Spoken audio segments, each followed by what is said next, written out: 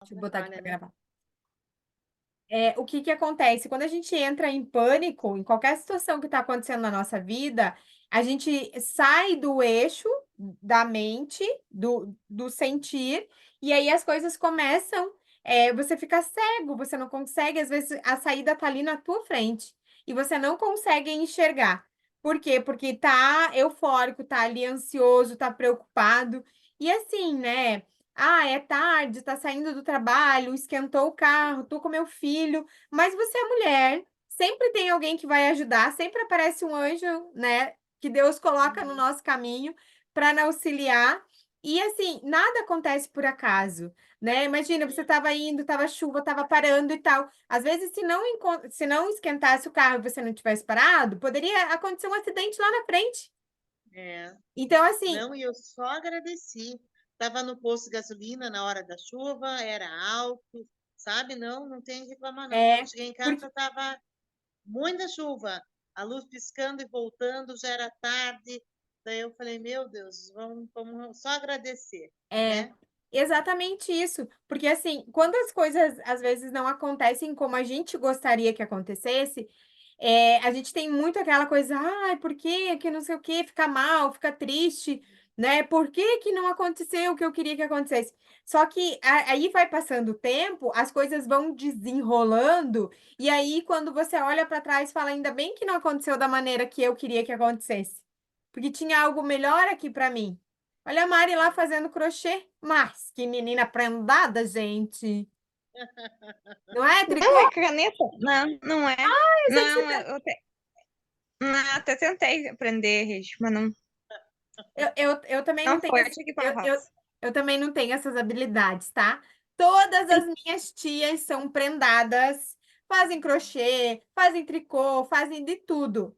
A minha mãe, óbvio, claro, não sabe fazer nada. E a filha dela, pior ainda, né? Não, a minha mãe sabe fazer, tipo assim, aqueles de blusa de lã. Ela fazia blusa de lã quando a gente era criança, assim, umas blusas de lã bem bonitas, sapatinho, toquinha e tal.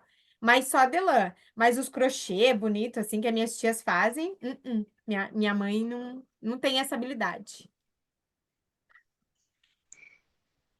É.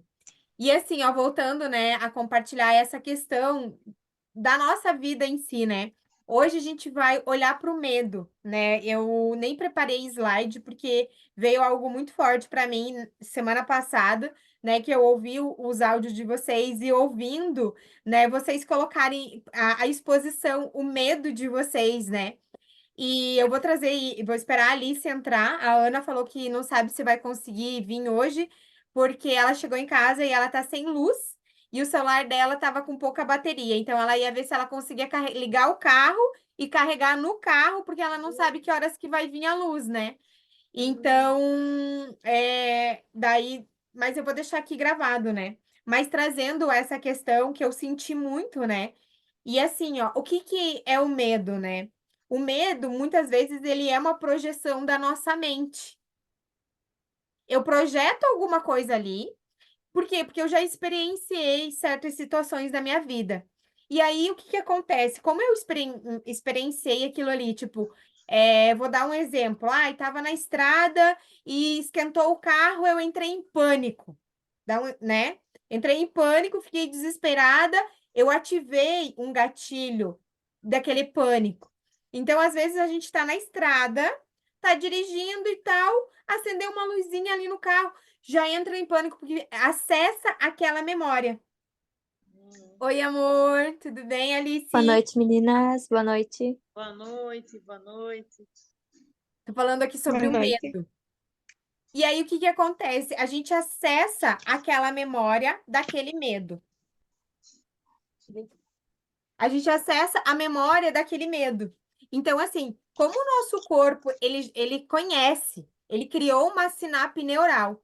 Então, um exemplo assim, quando eu olho para aquilo ali, eu acesso no meu inconsciente, as minhas células reconhecem aquela sensação e elas ativam aquela sensação dentro de mim. E essa sensação, ela libera neocórtex, libera hormônios e esses hormônios, eles nos deixam ansioso, nos deixam em pânico, porque o corpo ele reconhece isso. como é que é? Cortisol.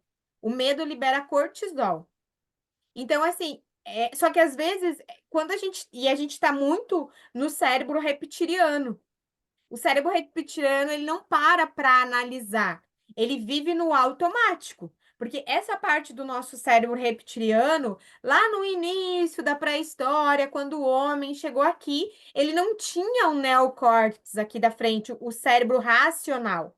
Ele só tinha aqui o cérebro reptiliano. Então ele vivia como, né? A caça, a ação, era esse movimento. E ele fazia repetidamente as mesmas coisas, que eram ações que ele já conhecia.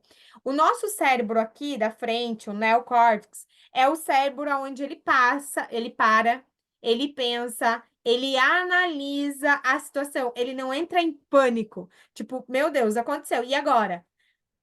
Eu vou ficar desesperada, né? Isso é aquela coisa assim, ó, de estar se afogando. Você entra numa piscina ou você entra no bar, ai, tô me afogando. Aí afoga mesmo. Porque não consegue pensar. Tipo, o que que eu preciso fazer? Respirar e fazer os movimentos. Se eu sei nadar, né?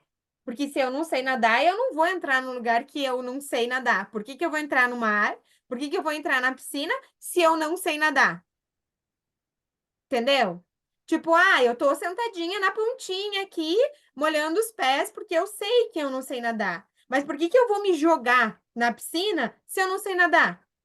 Qual que é a tendência de eu me afogar? É muito grande. Então, assim, é essa consciência que a gente tem do nosso neocórtex. Igual a Alice colocou ali, né? A questão que ela foi fazer a habilitação dela e aí ela não passou no teste. E ela começou a se sentir culpada. Por que que ela não conseguiu passar no teste? Ela ativou vários gatilhos mentais, né, de incapacidade, de não merecimento, de medo, né, que ela foi lá e não conseguiu, então de decepção com ela mesma, de frustração, de frustrar o pai, né, pela situação de estar ali. Mas, assim, é uma coisa muito do reptiliano. Por quê? Porque se a gente para e analisa assim, bom, eu fui fazer a prova, não passei. Por que que eu não passei? Porque na hora eu fiquei nervosa, né? O caso dela é mais profundo porque é algo que traz lá, né, da ancestralidade, do sistema familiar, né? Mas um exemplo assim, ó, de quando a gente para e olha e observa o medo daquilo que nos trava. Porque na grande maioria das vezes, o medo, ele faz parte da nossa vida, ele tá aqui o tempo inteiro e a gente não observa o medo na nossa vida. A gente não olha para ele. Ou muitas vezes a gente tem medo do medo. Ai, mas eu tenho medo do medo. Por quê? Por que que é tão difícil parar e olhar para o medo? Principalmente o nosso medo. Quando eu paro e olho para mim, eu nunca fui uma pessoa medrosa. Muito pelo contrário. O medo sempre me desafiou. E aí, quando a gente vai superando o medo, desafiando o medo, isso se torna, tipo, às vezes até perigoso. Né? Porque você não tem medo. Meu pai sempre falava assim para mim desde criança, porque você não tem medo de nada. Eu não tenho medo de entrar no mato sozinha. Eu não tenho medo de morar no mato sozinha. Todo mundo fala, cara, você mora no mato sozinha, você não tem medo? Todo mundo, quando eu falo que eu moro aqui sozinha, você não tem medo? Para você ver como as Na pessoas. verdade, morar sozinha aí. Morar sozinha aí.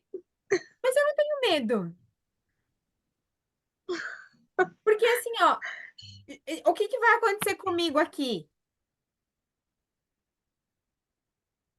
Por que que eu vou criar o medo em algo que não existe? Porque aí você observa que o medo é a criação das pessoas. Porque a pessoa que tem medo e o medo governa a vida dela, ela fica assim: ai, mas se eu morar aqui, e se aparecer um bandido? E se querer entrar aqui na minha casa? Isso não sei o quê. Gente, eu tenho um telefone, eu tenho WhatsApp. Se eu escutar algum barulho, eu chamo a polícia. E se aparecer alguém aqui, eu tenho um facão e eu saio com o facão atrás de quem quiser. eu não crio. E olha que eu já fui assaltada dentro da minha casa. Eu fui assaltada dentro da minha casa, com arma na minha cabeça e tudo, quando eu morava na Praia dos Amores. Sim! Então, assim, ó, eu morava na praia mais top de Balneário, né? Que é a Praia dos Amores e a Praia Brava. É o metro quadrado hoje mais caro de Santa Catarina. Eu morava lá e entraram na minha casa e eu fui assaltada com arma na minha cabeça e tudo. E eu não fiquei com medo. Por quê? Porque eu fui curar esse medo, né? Que, tipo, o que que o medo faz? Eu tinha muito medo digamos, daí de ficar sozinha em casa depois que eu sofri esse assalto, né? Eu chegava num lugar, eu já olhava tudo ao redor e eu ficava projetando. Ai, meu Deus, e se alguém entrar aqui? Ai, como é que... Porque os caras entraram, né? Minha casa era um sobrado, tinha um muro alto, eles subiram numa árvore, da árvore eles subiram no muro e do muro eles entraram pela janela do meu quarto. A minha sorte, né, meus anjos da guarda, minha egrégora espiritual, é que era um domingo e naquele dia o meu vizinho estava na minha casa e duas amigas minhas estavam na minha casa. Inclusive, uma dessas minhas amigas era sobrinho do delegado de Balneário, né? Então, tipo, 1 hora e meia depois, a polícia prendeu os caras que assaltaram. Eles eram de Cambé, do Paraná, e eles estavam em Balneário só fazendo assalto. E aí, tipo, eles tinham assaltado na quinta, assaltaram a casa de um amigo meu, que entraram também na casa dele, só que daí eles estavam com o portão aberto, não estava trancado, né? Eles botaram a mão, viram que o portão estava aberto, entraram na casa e daí, tipo, roubaram a casa inteira, né? E na minha casa, eles não conseguiram levar muita coisa porque, né, eles entraram pela janela de cima. E daí, como era um sobrado, daí eles não, né, e daí tinha mais pessoas, eles acabaram tipo, levando coisas mais pequenas assim. Mas, voltando a falar do medo, durante muito tempo eu tive medo de ficar sozinha. Mas aí, dentro dos meus processos de cura, porque eu dizia assim, eu nunca tive medo. Tanto que eu dormia com a janela do meu quarto aberta, eu andava na rua de madrugada sozinha, na praia, porque eu não tinha medo.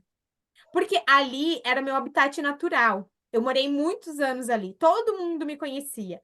Desde a mulher da barraquinha do cachorro-quente, como os bêbados da praia, né? A gente falava os cachorros da praia que estavam sempre. Todo mundo me conhecia.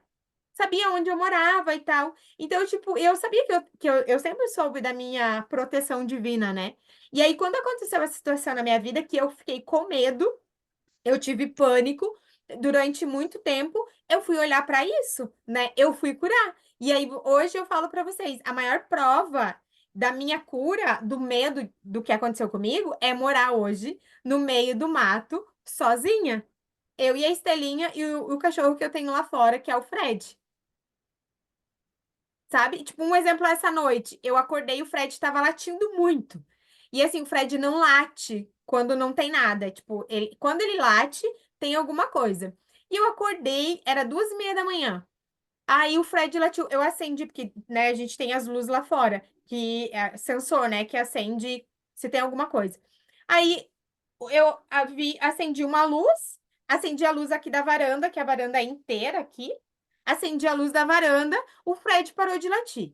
Daí eu falei, bom, parou de latir, vou voltar a dormir. Aí eu deitei na cama e continuou latindo. Eu falei, ai, Fred, que late aí, eu não vou me incomodar com você. E virei pro lado e dormi, entendeu? Tipo, se eu tivesse medo, eu ficava, ai, meu Deus, será que tem alguém aqui? Ai, meu Deus, e se tiver alguém? O que eu vou fazer? Porque daí você fica o quê? Criando medo na tua cabeça. Criando. E quando você cria o medo, o que que você atrai? A Mari ali, ó. É bem ela. Não, é que eu tava. Foi no sábado. Amanheceu ontem. Amanheceu ontem, 00:40. Deve ser um vizinho com um carro e o som, sabe? Tá ouvindo, Regi? Tô. Com o carro e o som, e eu acordei. E aí, mas assim, aquela música ficava, baixava o volume e subia de volta, né? Daí, assim, eu fiquei com medo, meu Deus. Que tal que venha roubar esses fardos de fumo? Aí eu comecei a criar assim, mas e se viesse? O que que eu ia fazer? Aí foi a criação. Meu Deus. Fiquei até as 4 horas acordada. Deus do céu. Daí perdi o É, melhor do sono. Sim, mas aí para você, por isso que é tão importante a gente olhar para o medo, entendeu? E reconhecer ele, porque assim, a nossa mente cria. Então você já percebeu se você tá com medo, você começa a ouvir barulhos? A gente cria o barulho. Às vezes é um passarinho que tá andando. Aqui em casa tem morcego aqui em cima e de vez em quando eu escuto os morcegos. E tá tudo bem. Os cavalos que andam aqui. E assim, e eu sei que eu tô protegida aqui na minha casa, né? Porque a espiritualidade já falou pra mim. Teve uma vez que eu tive um ataque espiritual do meu sogro. Meu sogro, ele se tornou obsessor da família. E eu acordei com um assobio. E eu acordei com aquele assobio e eu abri os olhos e aqui tem uma ruazinha aqui de trás, aqui do terreno que dá no terreno do meu irmão. E eu vi ele nessa ruazinha e ele assobiava para mim. E eu não fiquei com medo dele, porque eu sabia que ele não podia, ele não tinha acesso aqui. A minha casa tem uma, é como se tivesse uma pirâmide de proteção. Por quê? Porque eu trabalho com a espiritualidade, aqui é um templo, né, a minha casa. Então, tipo, eu sei que eu tô protegida aqui. E aqueles que me cuidam, eles me guardam. E é essa confiança que a gente tem que ter. Teve um dia que eu tive um ataque espiritual, muito forte, e aí, só que eu não tinha medo. Eles queriam me assustar. Sabe, os espíritos eles queriam me assustar. Eles queriam, tipo, sabe, me deixar com medo. Só que eu sei que eles estão nas trevas, eles verem a minha luz, e eles queriam me deixar com medo. Mas eu não fiquei com medo deles. Eu trabalhei toda a minha egrégora espiritual pedindo para auxiliar essas almas e encaminhar essas almas para a luz. Porque elas precisavam de luz. E se elas chegaram até mim, é porque eu posso ser esse canal para elas. Então, assim, a gente entender o medo. Porque, por que que eu tô sentindo medo? Vocês já questionaram o medo alguma vez na vida?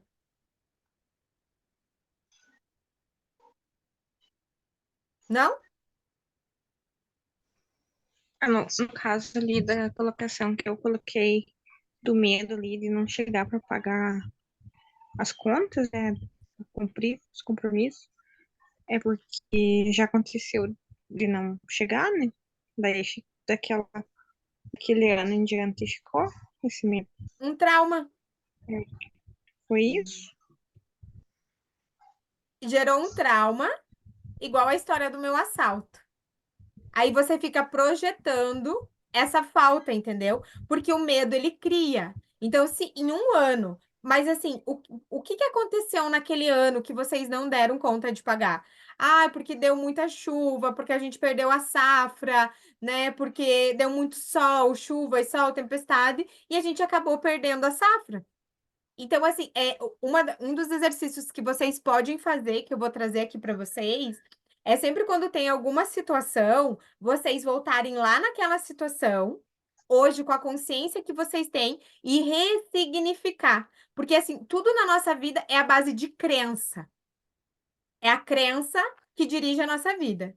Então, se eu tenho uma crença que todo ano vai faltar dinheiro para eu pagar as minhas contas, o que que eu vou criar? Falta. Vai acontecer alguma coisa para não conseguir ter dinheiro naquele ano, entendeu? Porque criou uma crença. E como é que eu mudo essa crença? Eu até comentei com a Alice esses tempos. Eu saí de casa muito cedo, né? Então, assim, meu pai não me ensinou a dirigir. E meu pai, muito machista, né? Ele dizia assim que eu tinha que aprender a dirigir na autoescola.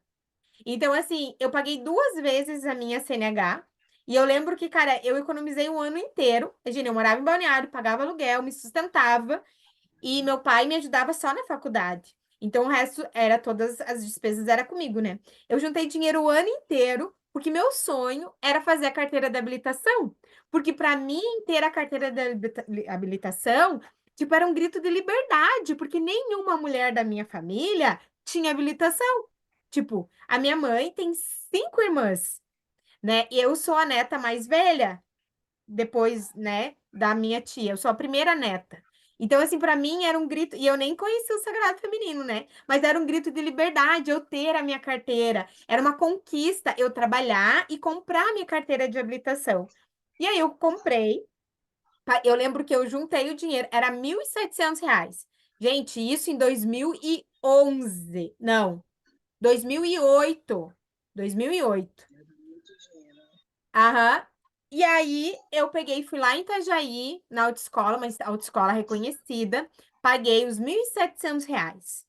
Paguei na quinta-feira, na sexta-feira ia começar as aulas teóricas, né? Cara, cheguei, eu morava em Balneário, peguei o ônibus, fui para Itajaí, cheguei feliz da vida na autoescola, era 7 horas a aula e eu começava a trabalhar 8h30. Cara, autoescola fechada, não tinha nada, eles simplesmente, tipo assim, deram um golpe em todo mundo, sabe? Eles sumiram, Meu sumiram. Deus. Ah, meu, chorei aquele dia, chorei assim, sabe? Liguei pro meu pai. Você acha que meu pai falou assim? Ai, filha, eu vou pagar a carteira da habilitação para você, não se preocupe. Capaz. Aí brigou ainda comigo que, de certo, eu fui num lugar ruim, fui no mais barato, e nem era. Tipo, a autoescola tinha mais de 10 anos lá. Aí entrei com processo e tal, mas até hoje nunca saiu. Aí, mais um tempo, juntei o dinheiro. Fui, daí fiz uma outra autoescola, daí fui na autoescola, fiz, né, aprendi a dirigir, porque, cara, Itajaí é só morro, né? Meu professor levava no Morro da Cruz para subir com o Uno. Meu Deus do céu. Tirei a carteira, né? E aí, eu só dirigi o Uno da autoescola, né? Eu não sabia dirigir outro carro. E na época, um namorado que eu tinha, ele tinha um carro automático. Então, eu dirigi o carro dele e o Uno da autoescola. E aí, um dia eu vim para Três Barras, meu pai estava mal da coluna e eu já tinha carteira. E aí, meu pai falou assim: ai, me leva lá no. Era em São Mateus, né? Que é a cidade aqui do lado, no massagista. E aí eu fui tirar, ele mandou eu tirar o carro da garagem. E a garagem da casa dos meus pais é comprida, assim, tipo, cabe 3 carros, né, de comprido. E o carro dele tava na frente, assim, e eu tinha que tirar o carro, né, da garagem. E tinha uma muretinha, assim, na garagem. O carro, na época ele tinha um Polo. E aí os carros da Volkswagen, a ré é na primeira, né? É diferente do Uno.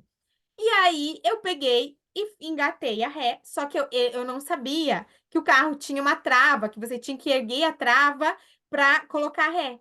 E eu engatei a primeira, em vez do carro ir para trás, o carro foi para frente e eu derrubei a tal da muretinha que tinha lá.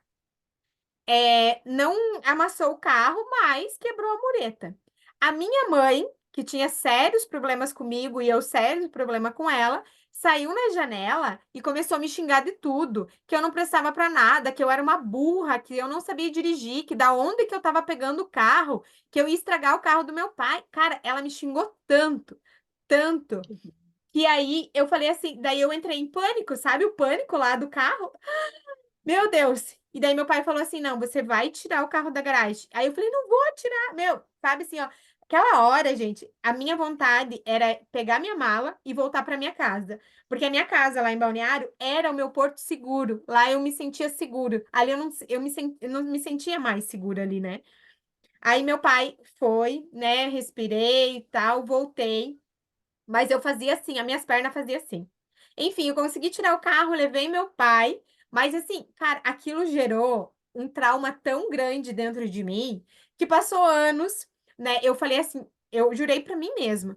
Eu falei, nunca mais eu vou dirigir carro manual na minha vida, que eu tenho que botar a embreagem para dar ré. Nunca mais. Eu vou trabalhar e só vou ter carro automático. E juro pra vocês, eu nunca mais tive carro manual. Hoje que eu ando com carro manual, mas eu sempre tive carro automático. E aí o que que aconteceu? Eu não sabia dirigir carro manual. Quando eu vim para cá, né, em 2019, em 2020, quando eu fui morar em São Paulo, não tinha lugar para deixar meu carro na casa dos meus pais e não dava para levar o carro para São Paulo. Eu falei, cara, eu vou vender o carro.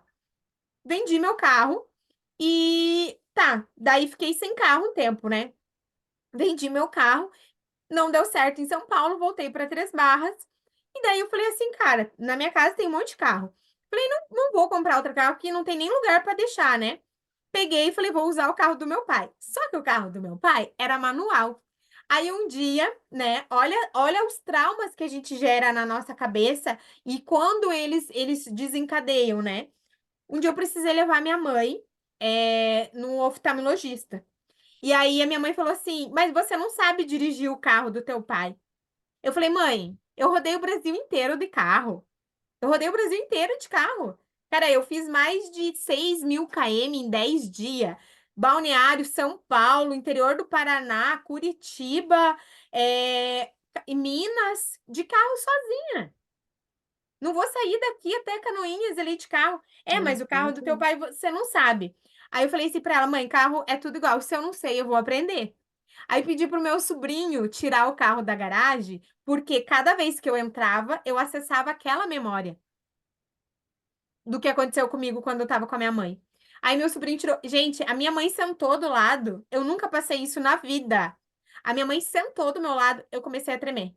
Até no meu carro automático, quando a minha mãe sentava do meu lado, eu começava a tremer. Porque eu ativava o gatilho de tudo aquilo que a minha mãe me xingou. Aí passaram-se os anos, né? Muita terapia, muita cura. Aprendi a dirigir o carro manual do meu pai. Ai, fui levar ela, minha perna tremia, tremia, tremia. Deixei o carro morrer algumas vezes. Fui, porque eu sabia que eu precisava passar por aquele bloqueio para eu conseguir curar. Passou algum tempo, né? Passou uns anos. Eu achei que tinha curado, tava tudo certo. O ano passado, até falei, contei para Alice o que aconteceu. Eu saí com a minha mãe. E eu parei o carro e era assim, era 45 a vaga e era um pouquinho baixo. E aí, eu conversando com ela, eu fui dar ré, o carro ia para frente. Na hora, acessei a memória de novo que eu já achei que tinha curado da situação com a minha mãe. Aí a minha mãe, meu Deus, o que que aconteceu? Eu falei, mãe, não fala. Eu para ela, mãe, não fala. Respira, tá? Já fiquei nervosa.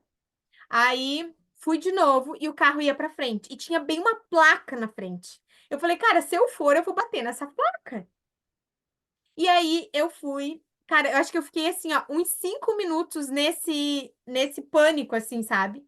Até que eu fiz a prática da respiração consciente, respirei, acalmei. E a minha mãe ficou nervosa de me ver nervosa, sabe? Só que a reação naquele dia da minha mãe foi completamente diferente. Aí eu respirei e tal. Eu vi que, claro que o carro estava engatado na primeira. Eu não tinha engatado a ré. Mas olha o estado nervoso, a gente não pensa. Você não pensa. Quando você vê, já foi. Aí eu botei, saí. Daí a minha mãe, meu Deus, fiquei nervosa agora. Aí dei água para minha mãe. Daí eu falei assim, mãe, viu o que aconteceu? O trauma que a mãe gerou na minha vida lá atrás. É assim que é criado os traumas na vida das pessoas. Aí eu dei uma aula para minha mãe de trauma naquele dia, né? E daí eu falei para ela, lembra aquela vez que aconteceu? Eu mostrei para ela o que ela falou para mim toda aquela vez desencadeou naquele momento. Aí a minha mãe falou assim: Meu Deus, eu não acredito que eu fiz isso, eu não lembro. Aí eu falei, mãe, sabe a história que quem bate não lembra, mas quem apanha nunca esquece? Por que que a gente não esquece? Porque gerou um trauma. Aí como é que eu ressignifiquei isso, né? Eu voltei para casa, fui fazer uma meditação de hipnose, e aí eu voltei lá na cena do carro, do que aconteceu, e aí, né, que eu bati no carro, a minha mãe xingou, eu saí do carro, respirei fundo, olhei para minha mãe, agradeci todo o xingamento que ela me deu, e eu falei assim: mãe, eu sou adulta, eu sei dirigir, e eu vou tirar esse carro de maneira correta. E eu entro dentro do carro, eu respiro, né? Acalmo o meu sistema parasimpático, as minhas pernas que estavam tremendo, e aí eu consigo tirar o carro. Aí quando eu saio para fora de casa com o carro, eu me abraço, eu me acolho, eu falo muitas coisas positivas para mim, que viu só como você conseguiu, viu só como não precisava alimentar essa dor, esse medo dentro de você. E aí passou, curei. E aí, o que que acontece? Esses dias, faz uns 10 dias, eu fui sair com a minha mãe, e aí aconteceu a mesma coisa. Tipo, eu fui dar ré no carro, e o carro foi pra frente, e aí eu parei, racionalizei e tirei o carro. E aí minha mãe, ela não falou nada, ela só me olhou. Eu falei, viu, mãe? Agora eu curei o trauma. Não repetiu o mesmo padrão. Então, olha só como é tão importante a gente olhar para esses nossos medos, ressignificar esses nossos medos. A questão que a Mari fala assim, tipo, ai meu, será que eu vou dar conta de pagar? Quando a gente sai dessa polaridade, a gente entende o quê? Eu vou fazer um cronograma. Qual que é a projeção que eu vou ganhar esse ano? Ah, eu vou ganhar 50 mil. Qual que é a minha despesa? 20 mil. Então, 30 mil é lucro, certo? Para não faltar, o que que eu vou fazer? Eu vou gastar menos. Porque se der menos, eu não vou ficar sem conseguir pagar as contas, entendeu? Só que aí você faz o quê? Uma organização. Porque você não precisa alimentar esse medo, gerar esse medo para que falte, entendeu? Por quê? Porque um exemplo assim, você ganha por safra, né? Então, tipo, a safra não é uma safra no ano porque vocês plantam mais de uma coisa, né? Ou vocês plantam só fumo? Não, é só o fumo. Ah, vocês plantam só fumo. Mas Só depois que isso. vocês colhem o fumo, daí qual que é o processo? Depois da colheita, É, depois que a de vocês vende. vendem. Depois que a gente vende, É, que daí acaba a safra. aí a gente já começa outra, já. Tipo, como a gente já tá terminando, daqui a pouco já começa a vir insumo, aí a gente já vai, faz o canteiro e corta a lenha. E arruma o que tem pra arrumar nas estufas, alguma coisa ali. E arruma cerco e, meu Deus. E aí vai, tipo, fazendo cobertura verde na lavoura. Ali, e mês, finalzinho de agosto, começo de setembro já tá plantando de novo. Mas aqui em junho eu já tô semeando de novo. É, mas a safra vai até agora, final de março, né? Esse ano sim, mas geralmente ela era até final de maio.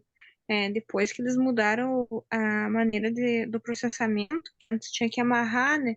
Pegar os massinhos ali de folha e amarrar. Aham. Agora não, agora a gente coloca solto para fazer o fardo. Ah, Daí é entendi. muito mais rápido. Sim, eu lembro, eu sou da fase do amarrar, tá? Porque Não, aí assim, ó. faz dois anos que mudou bastante, né? Aham. E, a- É, e esse eu, ano passado e esse ano até já estão plantando fumo no inverno agora. Só que eu não vou fazer isso, não. Mas aí, assim, Mari, é isso que eu te trago sobre essa questão de você olhar para esse medo que tá aí dentro de você e ressignificar ele, entendeu? Tipo, ó, esse ano você teve essa safra, ai, não deu o resultado que você gostaria, mas teve lucro. Então, assim, olhar para o lucro e não olhar para a falta. Porque qual que é a nossa Hum. tendência? Tipo, ai, meu Deus, eu trabalhei o mês inteiro e esse mês não me sobrou nada, tá? Mas aí olha para quê? Para falta. E a falta vai gerar É, mais falta. mas tem uma outra questão também, tipo, até talvez não seja tanto, mas como eu trabalho, né? Ali, pai e mãe muito negativo, porque o meu pai é muito negativo. Pra ele nunca deu lucro, nada deu lucro. Então talvez também fique essa coisa, né? Essa energia, essa. Mas eu, assim, depois que aconteceu lá, que até foi, eu tinha comprado o trator, né, financiado, e foi o primeiro ano, na primeira parcela, tipo, não deu muito ruim, não tinha aquele dinheiro, mas assim, também pela má administração que o pai fazia. Aí levanta mais aquela outra questão que a gente conversou, que eu não tenho confiança em deixar para ele, porque ele não pagava, realmente, ele não paga. Eu sei que ele não vai pagar. Então, como é que eu vou sair do lugar? Aí eu não sei. É, É complicado.